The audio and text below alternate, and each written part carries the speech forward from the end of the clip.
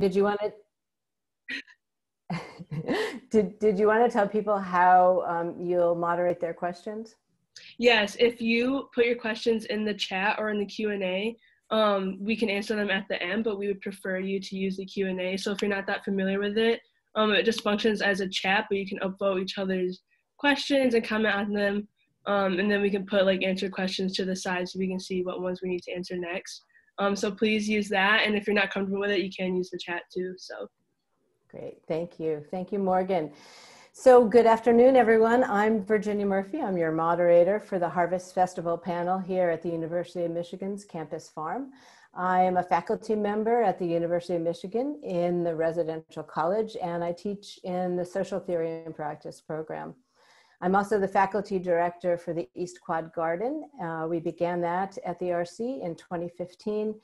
And the food that our student interns grow in the East Quad Garden is donated to the Maize and Blue cupboard on Central Campus.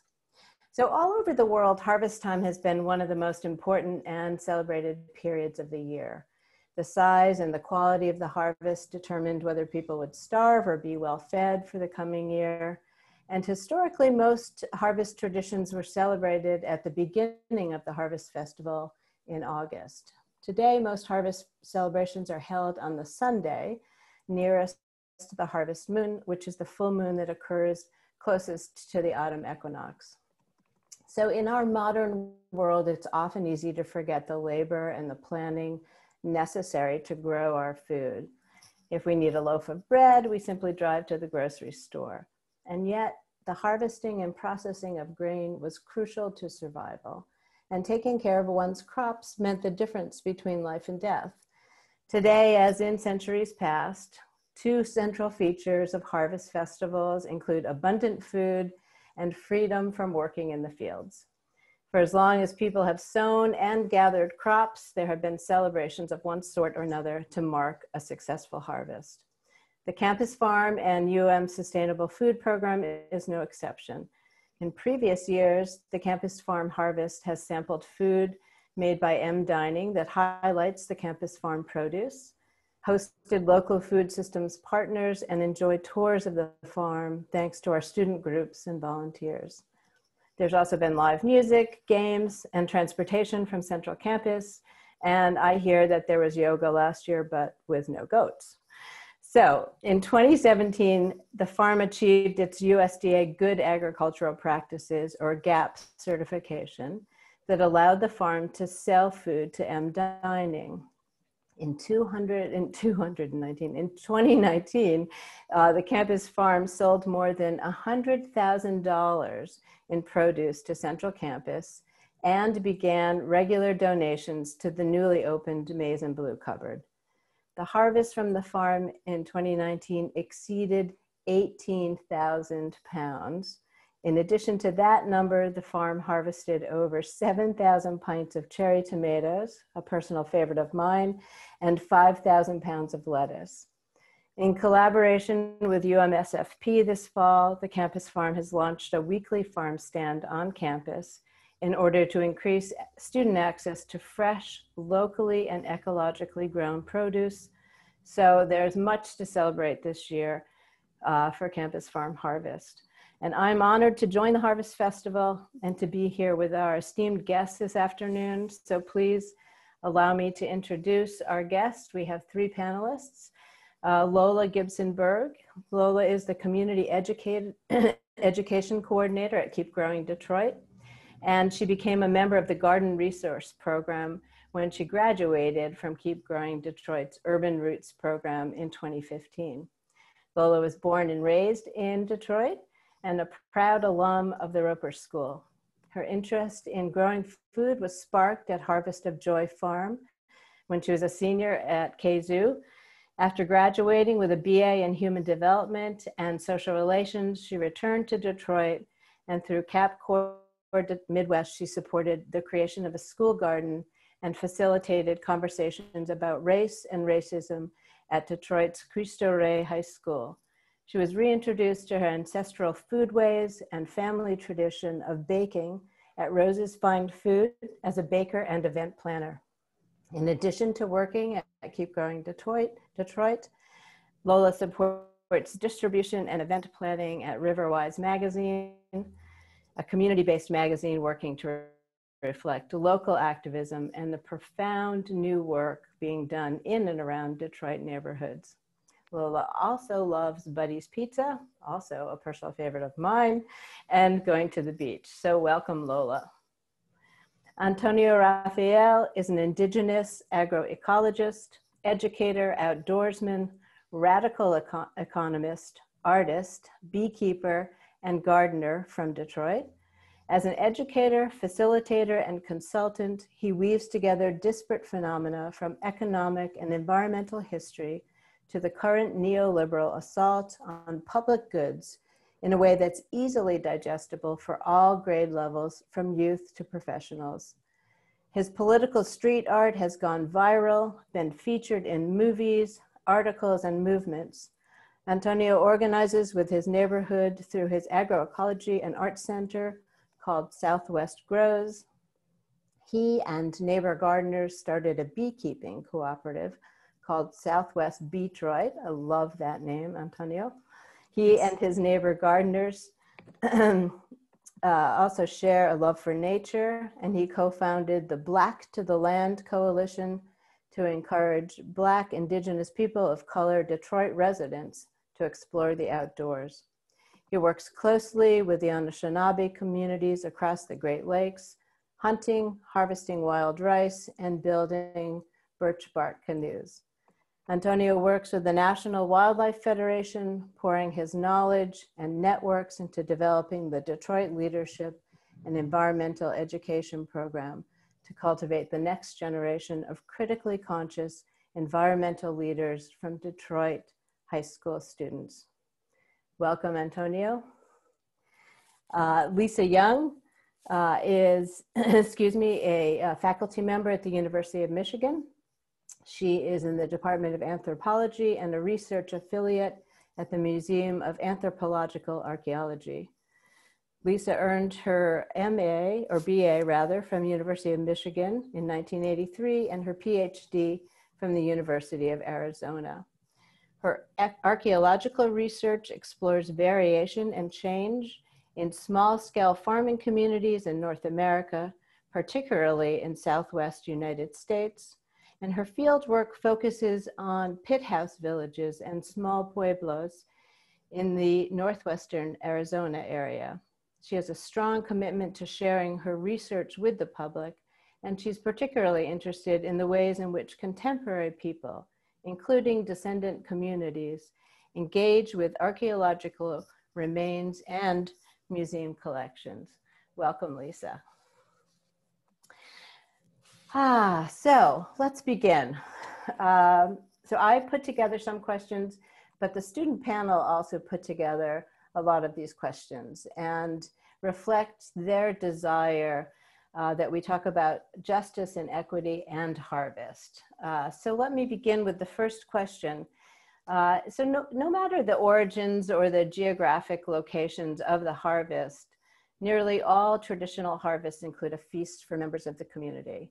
And as we begin, can you each tell the audience a little about your communities and how justice and equity figure into the work that you do? So, Antonio, would you mind going first? Sure. I just came back from, I'll talk about ricing. I just came back from ricing, and I'll share some images of that. And it's a beautiful tradition, one that is, shares the bounty of the work and the labor, as well as the rice itself. And I think that's really what we really need to get back to. And so Manumin is the name, the Anishinaabe name for wild rice, and it's the food that grows on the water. And it's part of their Anishinaabe kind of creation story in terms of like how they moved over to the Great Lakes from the Atlantic seacoast. And everything from sharing the tools and resources that it takes to build the push poles, here on the left, to the community activity of actually getting through the water and moving and drying it and carrying the rice. And This is my advertisement for my OnlyFans page, so follow me there. And there's actually have some video I wanted to show of actually like processing the wild rice by hand, which is actually a pretty intensive activity that requires dancing on the rice and winnowing the rice. And when you're actually doing it by hand, it's a really labor intensive thing. So it takes an entire community effort to get involved. So, yeah, see that? So that's actually like what it looks like to winnow the rice. And this is a rice machine right there processing. And this is what it looks like to kind of like the process of dancing on the rice. It's like we kind of are putting it in this box and wearing moccasins, and then we were using a deer hide to step down and hold the rice, and you kind of like dance on it and cause the beans to, or the rice grains to pop out. You end up with this beautiful finished rice, which is, if you get it fresh off the lake, it looks like this wonderful green color. I'm trying to pull up a photo of it, like this picture here. And it actually boils and accepts water quicker. It's like this really beautiful emerald green, and it tastes super wonderful. Another project that kind of included this is this project called the Detroit Sugar Bush, and I definitely want to credit this elder Mary Moose for kind of introducing me to tapping maple trees at this Intertribal Food Summit. And my friend Shakira Tyler, who's a Michigan State University graduate, maybe you guys have heard of her. She writes about Black agronomy, but she's part of the D-Town Farms and the Detroit Black Food Security Network. And they're a collaborator on this project where we linked up with this guy, Jerry Jandro, who's Anishinaabe from the Keweenaw Indian community in northern Michigan. He came down and taught us how to, you can see Sam there in the background, Sam Stokes. But he taught us how to tap maple trees, and we began tapping in Detroit. There's a small maple grove where we started tapping trees, and it's really, it's a community endeavor because hauling all of these buckets takes a ton of work. This happens in the beginning of the year. Yeah, it was an incredible collaboration between, so I mentioned D-Town Farms, my own organization, Southwest Grows, my work, National Wildlife Federation, the co-op I'm a part, or the group I'm part of called Black to the Land was engaged with it, as well as Friends of the Rouge and a host of other organizations in Detroit Outdoors. And we all got together to put this thing together and produce maple syrup that we all shared. And I tell you what, maple syrup and wild rice go together incredibly well. But all of these things are group activities. So I live in the hood, so there's like cars going crazy outside. But it's a group activity, and it takes a lot of effort. And I say, like, there's the two things that I'll never like lose in my sense of feeling is the smell of boiling maple syrup, maple sap, and the smell of cooking wild rice. They're just such incredible aromas that I'll always like cherish, and I intend to keep as a seasonal harvesting and gathering. And more broadly, I think these two stories are emblematic of a desire on my part to connect the hood and the reservation communities.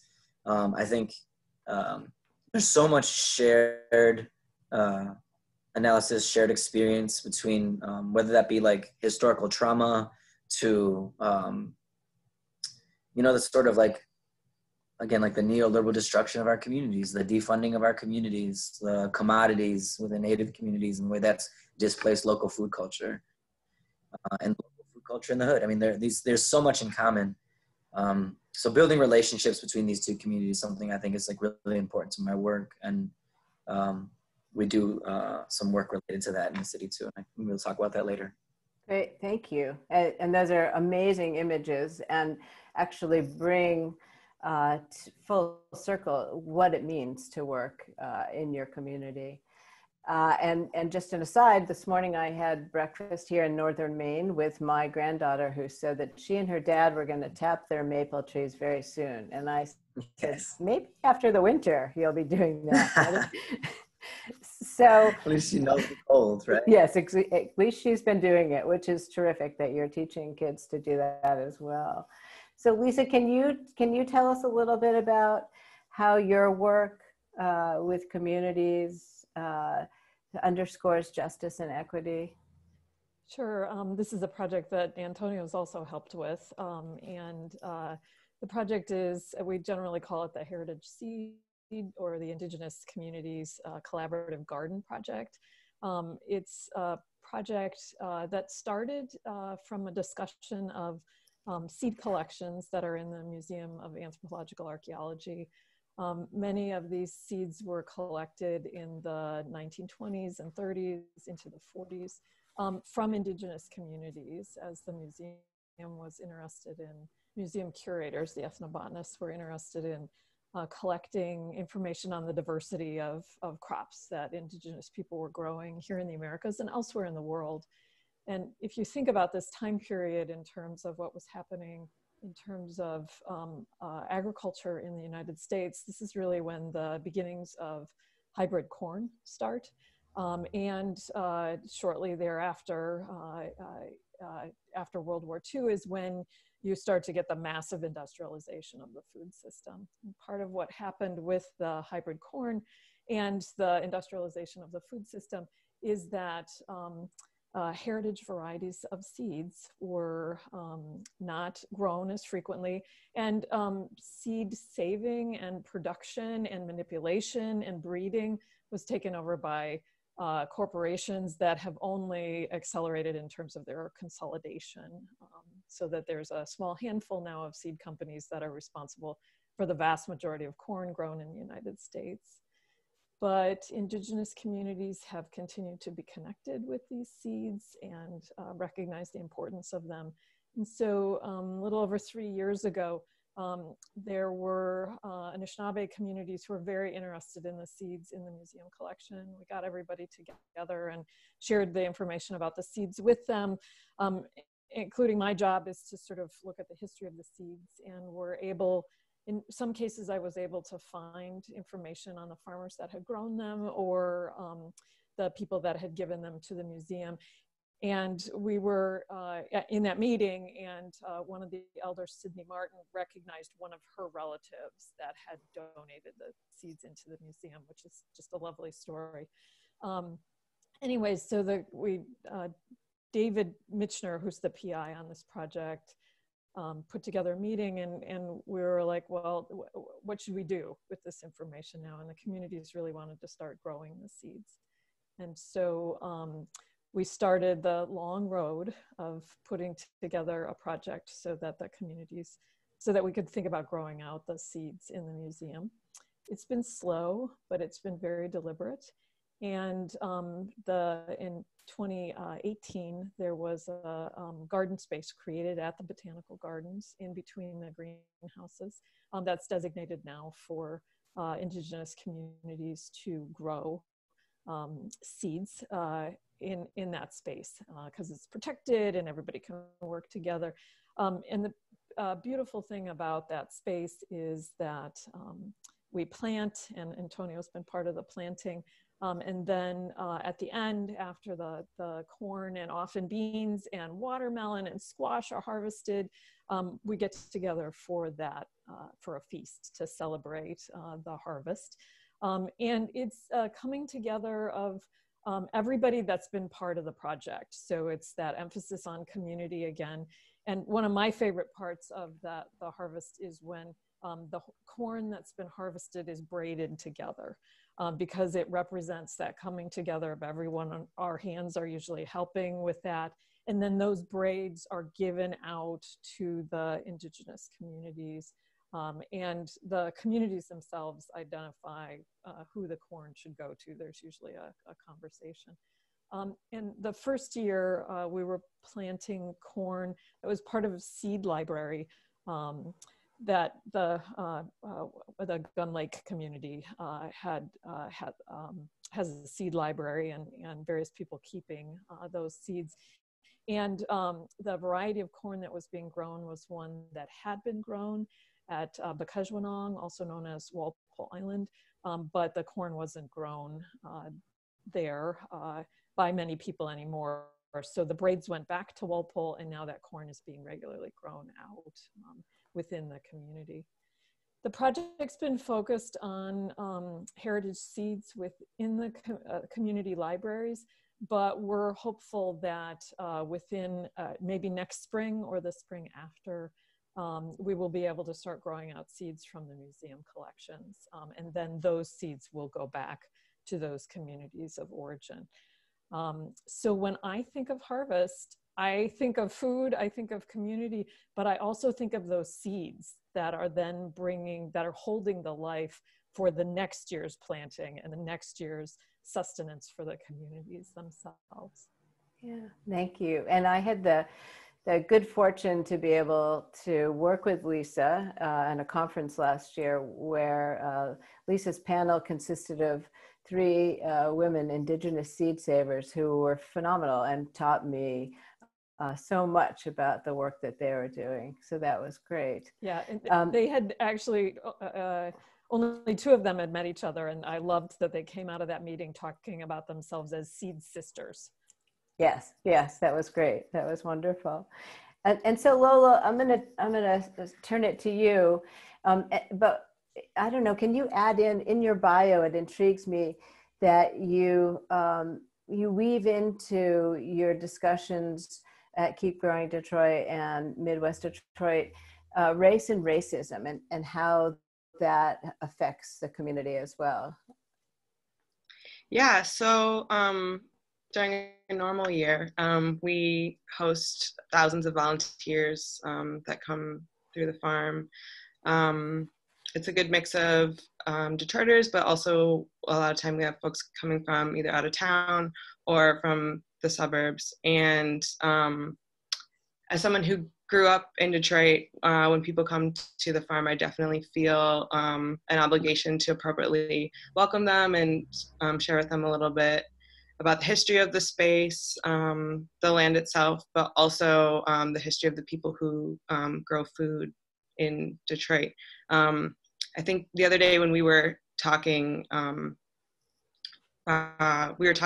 bit about how like growing food is so Detroit, right? So like we had the Great Migration and Black folks came up from the South and we brought our gardening and farming practices with us, right? And that's knowledge that we brought with us from West Africa. That's knowledge that we were practicing in West Africa. We were, chefs, growers, farmers, before our labor was taken from us and exploited. And so farming is a way that, we know who we are, who we come from, the land that we come from. And so when people come to the farm, I definitely want to uplift those ideas because a lot of times people have a lot of really harmful misconceptions about Detroit and about growing food in Detroit and about, food deserts and things like that. So when I'm talking about growing food in Detroit specific, and especially at KGD, I want to, weave in the huge element of race that, is a huge factor in the city. Yeah, thank you. Yeah, and it is often left out of the conversation, right? Shockingly left out of the conversation. And the other day when we spoke, Lily, we also talked about the fact that this has been an especially difficult year for maintaining community, right? No matter what community we have, here we all are, we're not sitting next to each other, we're not sharing a meal together. We are having this conversation over Zoom. And you mentioned a bit to me about how your work has changed over the last 6 to 8 months. And can you tell our audience members how it's changed? And you mentioned both for the good and how Keep Growing Detroit has had to sort of alter some of its practices.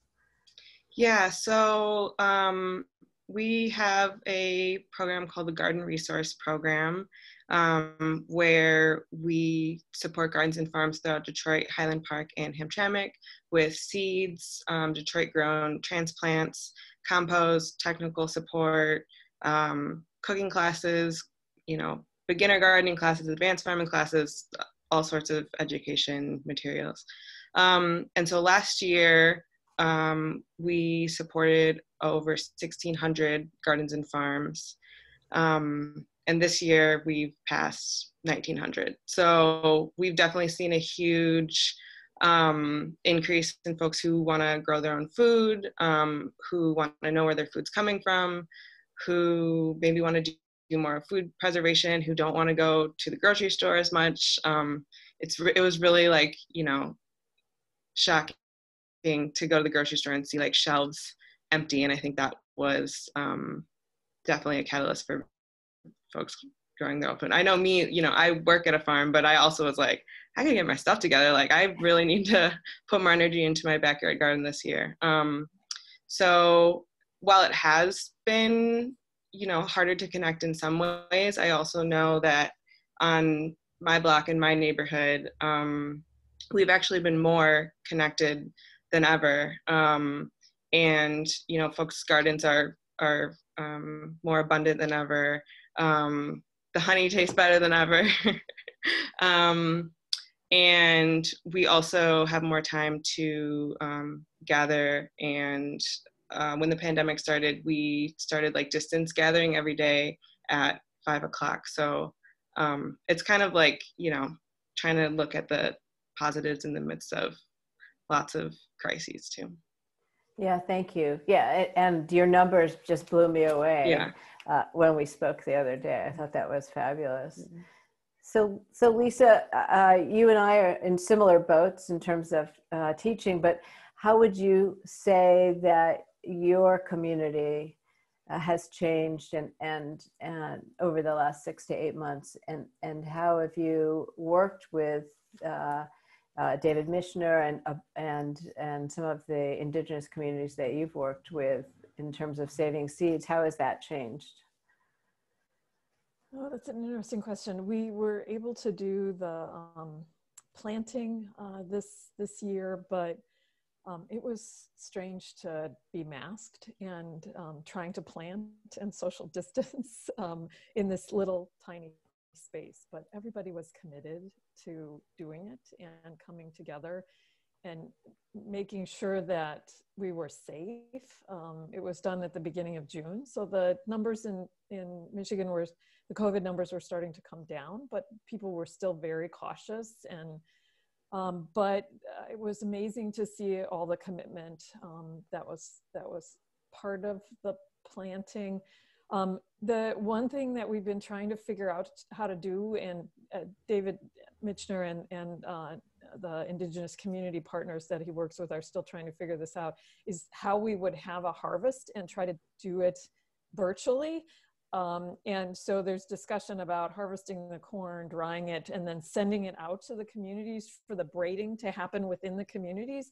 And I think that'll be a really interesting, different dynamic, because what usually happens at the gardens where we braid together, everybody that's been involved in the planting, if it goes out now to the communities, it's going to be that next way of bringing in the community to be part of the project, even though we're distant. So it's still in the process of being planned, and I'll be interested to see what happens this year, but and how the stories then get shared out of the corn, because the corn we planted this year was blue corn. Some of it, which a lot of it was identified as being part of the Meskwaki community or the Fox and the Sauk community, but it was also seeds that were from the seed bank that the USDA has in Colorado. And so I'm very excited to see how those seeds that were part of the USDA and then the community seeds and the cobs that are coming from both of those seeds will then go out to the community. And it's also expanding the connections with other indigenous communities too. So, but it's definitely going to be strange to try to figure out how to do that remotely. But like Lola said, it may also offer some other opportunities too. Yeah, and while we're on this, kudos to the student panel who have put together this harvest festival, right? And it's a virtual harvest festival. So, Antonio, the photos from the tree tapping obviously took place at the head of the year, but you did just come back from ricing, you said. And so has that changed, or has the community remained committed to that work? And how has it altered under the last 6 to 8 months? Yeah, so the rice populations are relatively low in the southern peninsula of Michigan. There has actually been some interesting work that Sam Stokes has been a part of out of your guys' group to look for good places to reestablish rice down this way. And I didn't get an opportunity to harvest rice in the closer rice bed that I've typically been involved with over in the northeast side of Michigan in Tawas.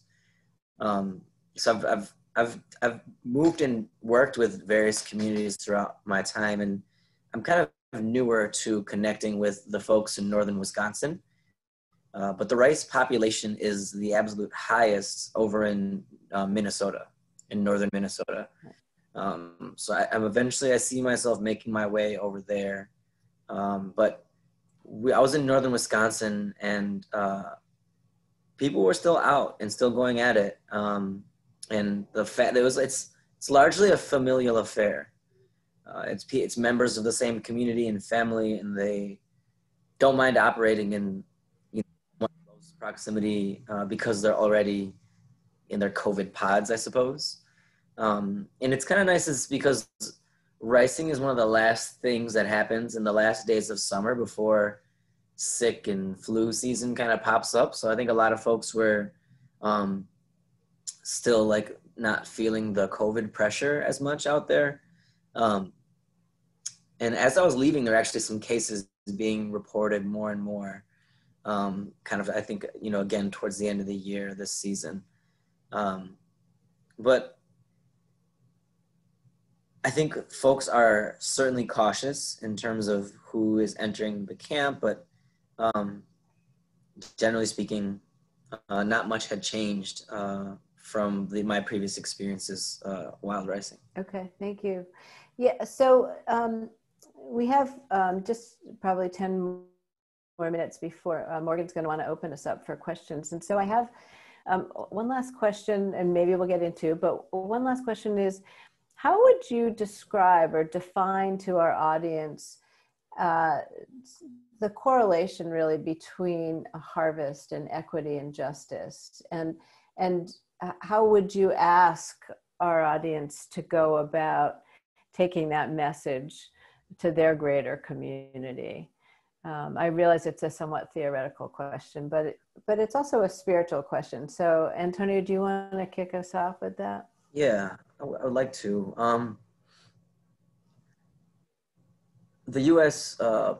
Population of folks who have been engaged with agriculture in the 1900s was around 40% of the U.S. population. Today, it's around 1%. A big part of that has been the decline in family farms, the mechanization of the equipment, but also the removal of the labor of us, U.S. citizens, regular everyday people, from the process of agriculture and harvesting food. And that's been kind of laid at the feet of my ancestry. I'm Coahuiltecan. My, like southern or northern Mexico, Mexican people are largely the ones who are doing the harvesting. And in so many ways, I think in the moment we're in, where Trump is separating families at the border, and we're kind of in this global right-wing fascist time, there's not much equity when capital can move freely and undermine those communities to the point where they have to come here.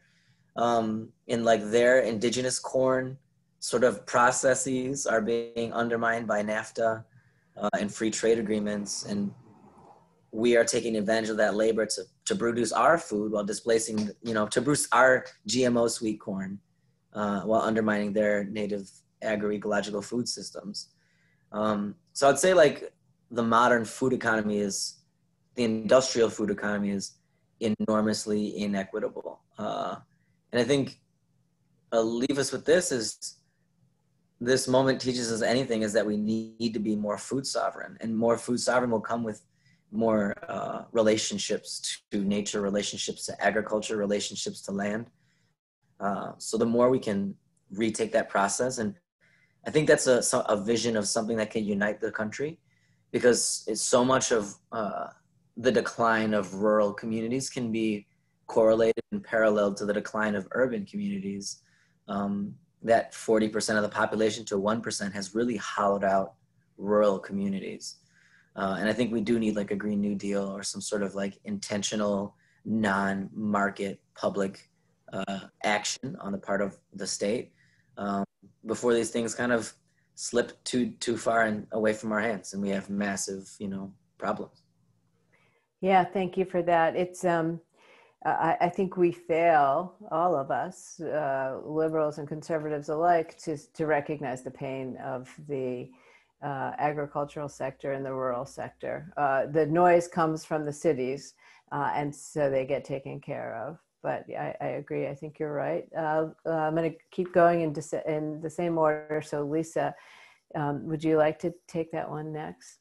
Yeah, so building off Antonio's idea of food sovereignty, one of the things that I've seen is so important to the indigenous communities that I've had the honor of working with is also seed sovereignty, because food starts with seeds. So, and having the ability to have their heritage seeds. And some indigenous communities, like the Hopi out in the Southwest where I work, still have a lot of their seeds that they've been planting in that area for over 1,000 years. But here in Michigan, many of the communities stopped growing their traditional seeds back in the 30s and 40s as there was this shift from farming to wage labor. And it's really important for the communities to have those seeds come back. And there are indigenous farmers that have continued to grow out the seeds, just like there's farmers all over that the reason we have heritage seeds today is because farmers were continuing to grow the varieties that their ancestors had grown. But for indigenous communities where food sovereignty is often an issue, the seeds really are so important because it connects with heritage, it connects with ancestors. Many indigenous people view those seeds as their relatives. And that's that really important connection. So having the seeds come home has been something very important and very empowering for those communities. And so for the audience, I think that every time you taste something that's a heritage variety of a tomato or corn or whatever it is, you should really think about those generations of farmers that helped make that food possible for you, and really try to understand some of that history of the food. Thank you. That's great. Thank you. And Lola, you have the last word on this question. Yeah, I'm gonna keep going on the food sovereignty path. So at Keep Growing Detroit, we are working towards a food sovereign Detroit. So we want over 50% of the fruits and vegetables consumed by Detroiters to also be grown by Detroiters in Detroit.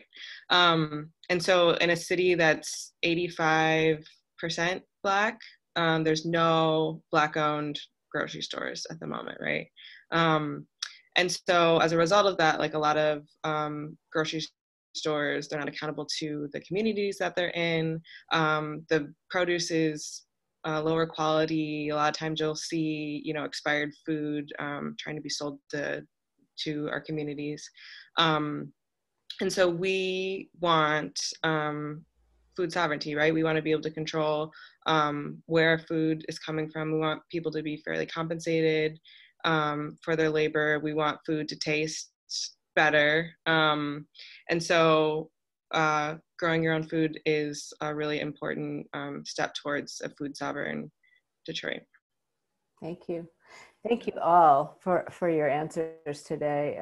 This has been terrific, and I'm going to invite Morgan to come back in and moderate the questions that they're having. Come in on chat or I'm not sure, the Q&A, I guess, yeah. Yeah, I just want to mention again that anyone who has a question can put it in the Q&A, or if you want to ask it yourself, please request access so I can unmute you so you can say it. But our first question is from Lori, and she asked, have the crops grown in Detroit changed over the years since World War II or other eras? And I think this can be open to anyone, but probably more Lola or Antonio. I'm not too sure. I'm sure there's a lot more kale being grown now than there was before. And I know, I think it was Hazen Pingree, who was a mayor of Detroit. He had a program to encourage people to grow their own potatoes. And I think that was during the Great Depression. But Antonio, can you speak more to how crops have changed? I was gonna say the same thing. I don't know. I live in a super migrant community, and they eat onion, or they eat garlic greens. So I have to hide my garlic from my Yemeni neighbors. That's something. I don't know. I don't know. I think I'm glad people are growing more greens. That's one thing KGD pushes really hard, and I think that's really important to have more greens in our diet. But honestly, I'm not super familiar. I feel like there probably was a decline for a lot of years from agriculture, from the days of victory gardens, which are, government supported garden and agriculture, to now. And I think Detroit's agricultural scene is really emergent the last 15 to 20 years, as far as I understand, more than historically. But I could be wrong. I've often seen gardens in my neighborhood, but certainly I think there's a lot more now that there's a growing food movement. I think certainly a lot more now that COVID has become a thing and people have an understanding of how insecure our food system is.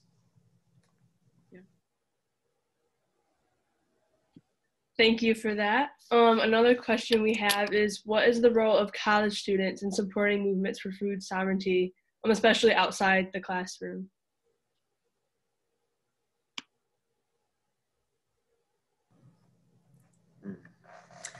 I think every school, all the way down, should have gardens in agriculture, because kids should learn right away where the food comes from. And I think it's scary and not good that students don't understand. I think there's so much magic in harvesting fruit and seeing where that comes from. For me, a big one I focus a lot on is sugar. I think I do honey and obviously maple syrup. And I also like to ferment goods. My grandfather was a sharecropper in a sugar plantation. So displacing sugar cane and replacing it with fruit and healthier forms of fiberful forms of sugar and ferments are something I'm particularly interested in. I see a lot of young people getting into fermentation in the city. And I think that's a growing movement. I think, college, I didn't learn about ferments until college. So I think that's a cool thing, but I think it's got to be all the way up and down.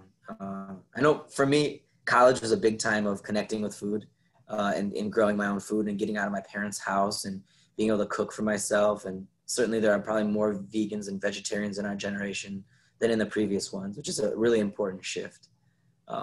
So we just need people to wake up during their educational careers to bring that out with the rest of the population. Yeah, I just want to say that I regularly teach some small food classes here at University of Michigan, one on local food producers and then one on the history of food at U of M. And I love those classes because it's not just anthropology majors. In fact, I rarely get anthropology majors. I regularly have business students and engineers in that class. And the whole class is just about getting students to think about where their food comes from, whether they're getting it through the university or they're out on their own, and getting students out to understand the history of the food and where they can get local food.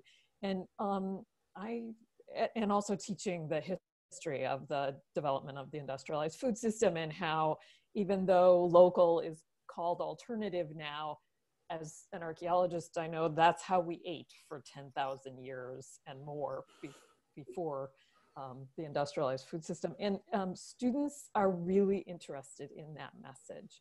And so it's really fun to watch their perspectives of food change and to really think about that. The history of where their food came from, both the deep history and, you know, where it came from the farm to their table. So there's a real interest, which is one of the things that I love to see at the University of Michigan campus and happening on so many different campuses. The generation now really interested in food and where it's coming from. And it's a great way to then think about the equity issues, the justice issues, and the food sovereignty issues too. I liked how both of you guys mentioned transferring perspectives, because my dad is a farmer, but not like a cool farmer. It's like cash crops only. So coming here, I was like, you can actually grow food that you can eat, even though I went to the store and bought cucumbers and whatever. It's just like kind of what you're saying, kind of thinking about where your food actually comes from and having that perspective shift is really important. Another question that we have is a little bit more theoretical or abstract, but I think it is equally as important.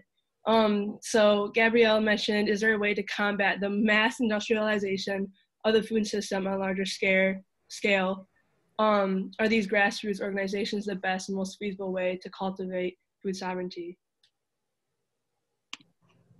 A heavy question, but. I guess I can try and take a stab at it.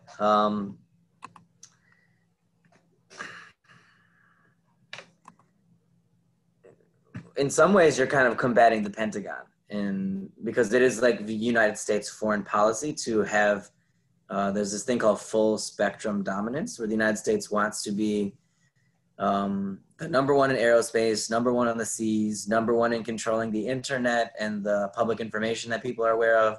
And food sovereignty is certainly like one of those things that the United States is going after. So pushing the industrial food model through cereal grains is US foreign policy.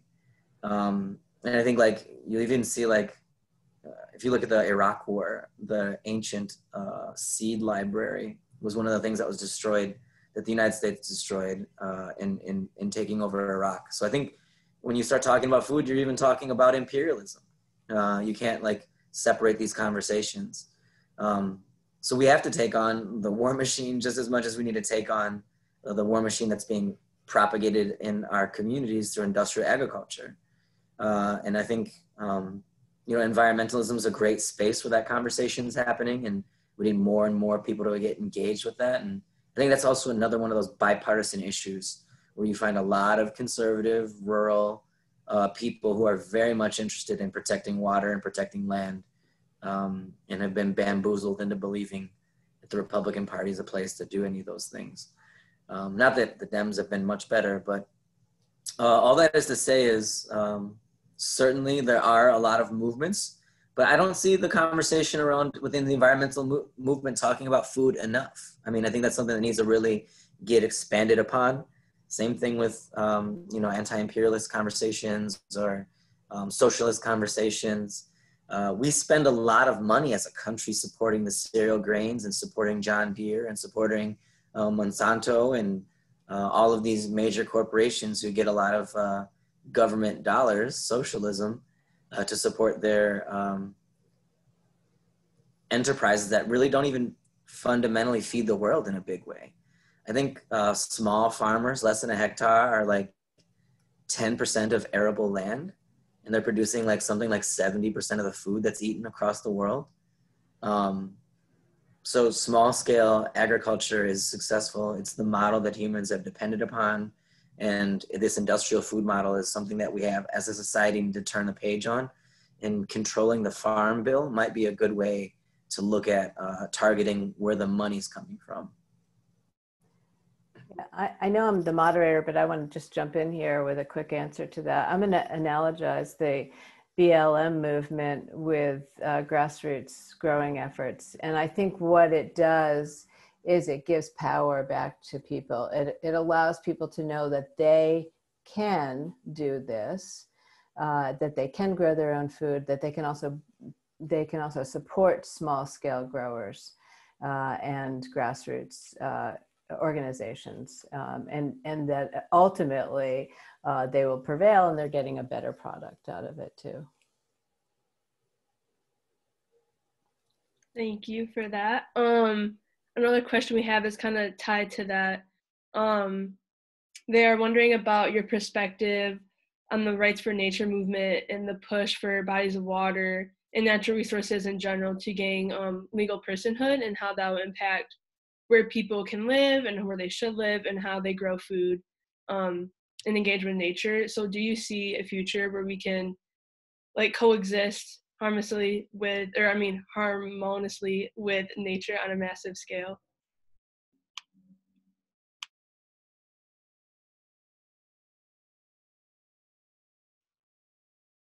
Antonio, did he drop off the call? Because he would probably be best to answer this question. But one thing I think about a lot working with the indigenous communities is there's a very different worldview of nature and our role in nature. It's not as something separate, but as viewing plants and animals as part of all the relationships that we're in.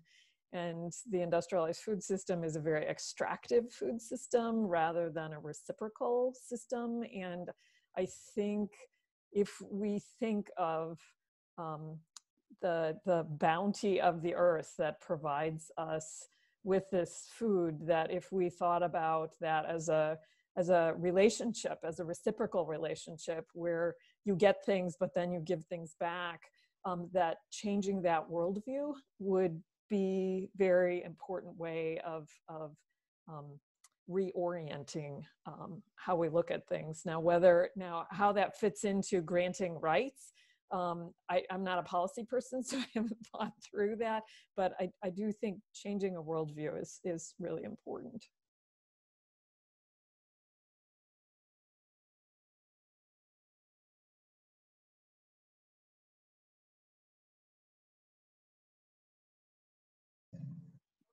Hello, Antonio. Hi, sorry, my laptop died.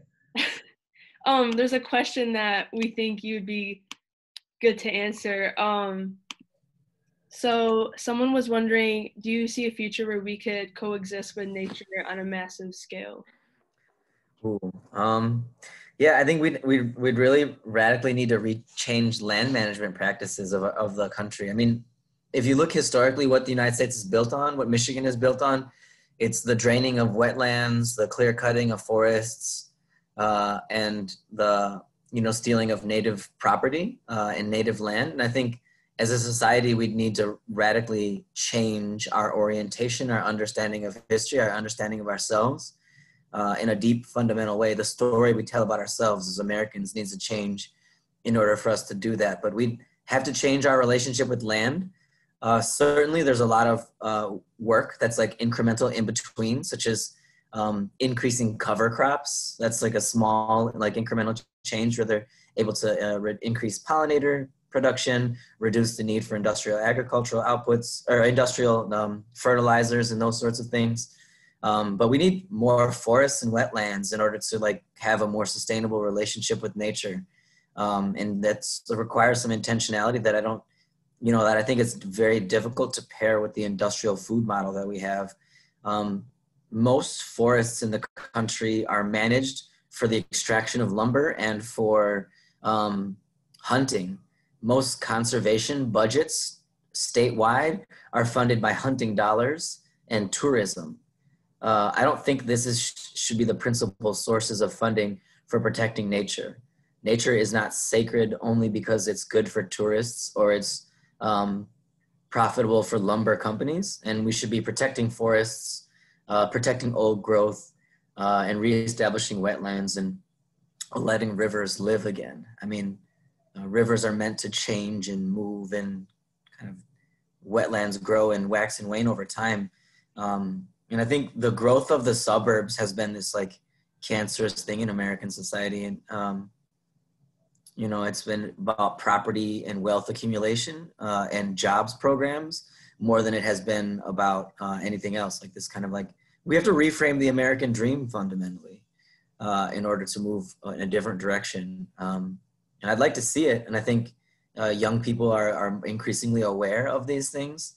I'm very like given a lot of motivation and hope when young people hear about these things and begin to engage. But again, that history of the way United States has managed land, all of the biodiversity is in Native American lands across the world. So they have a model of not developing that's pretty successful in protecting nature. And I think we should adopt some of those practices. For sure. Thank you for that. We have reached the end of our time, but I also want to remind people that you can watch this recording or our other YouTube videos featuring local student orgs and what they're doing in the food justice movement on our YouTube channel, which is U of M Sustainable Food program. And also signing up for our newsletter, which you can do by DMing our Instagram, which is U of M Sustainable Food as well. And I just want to thank you guys for participating and sharing your thoughts with us. And I hope everyone has a great day. Thank you. Thank you. Thank you. Catch me on OnlyFans. I'm kidding. Yeah, panelists, if you have social media that you want to drop in the chat, that would be awesome. I saw, Antonio, you did that.